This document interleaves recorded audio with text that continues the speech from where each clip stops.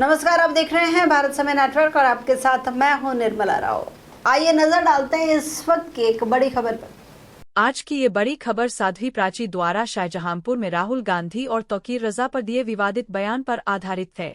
इनका डीएनए खराब है। इस नेहरू खानदान के डीएनए की जांच होनी चाहिए। आखिर हिंदुस्तान में करना क्या चाहते हैं? ये बाय चांस हिंदू वाले लोग, टुकड़े टुकड़े गैंग वाले लोग, इनका डीएनए जब तक चेक नहीं होगा, इनकी डीएनए जांच नहीं होगी, तब तक बात नहीं बन सकती। साध्वी ने सीधे तौर पर राहुल गांधी के डीएनए को खराब बताते हुए नेहरू खानदान की डीएनए जांच की मांग की है।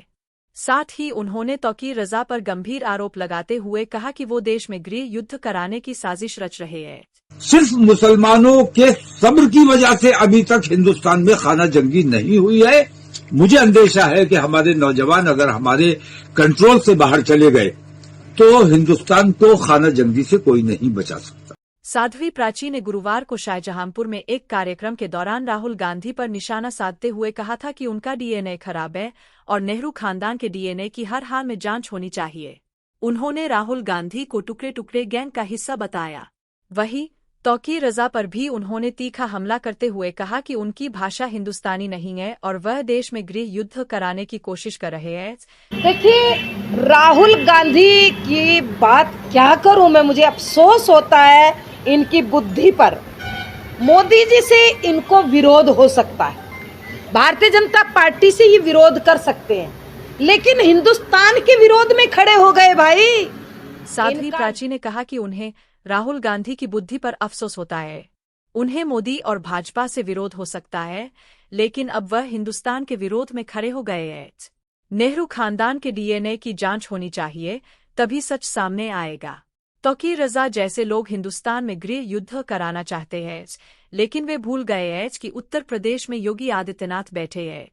साध्वी प्राची के इस बयान के बाद सियासी हलचल तेज हो गई है। राहुल गांधी पर डीएनए टेस्ट की मांग से लेकर तौकीर रजा पर गृह युद्ध की साजिश का आरोप, दोनों ही मुद्दों पर अब राजनीतिक प्रतिक्रियाएं सामने आ रही है। साध्वी प्राची का यह बयान ऐसे समय में आया है जब राहुल गांधी लगातार भाजपा और प्रधानमंत्री नरेंद्र मोदी की नीतियों की आलोचना कर रहे हैं। साध्वी ने इसे लेकर उनकी निष्ठा पर सवाल उठाए और कहा कि राहुल गांधी अब हिंदुस्तान के विरोध में खड़े हो गए हैं।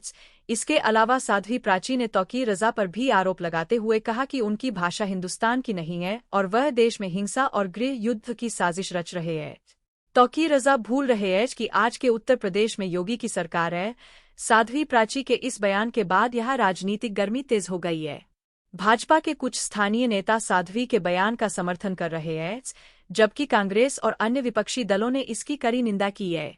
तौकीर रजा के समर्थकों ने भी इसे लेकर कड़ी प्रतिक्रिया दी है और कानूनी कार्रवाई की मांग की है। फिलहाल यह देखना होगा कि साध्वी प्राची के इस बयान के बाद भाजपा और कांग्रेस के बीच राजनीतिक लड़ाई किस दिशा में जाती है। जब तक ये राजनेता, कोर्ट और बुद्धिजीवियों की चुप्पी रहेगी, हिंदुस्तान के अंदर शांति नहीं हो सकती।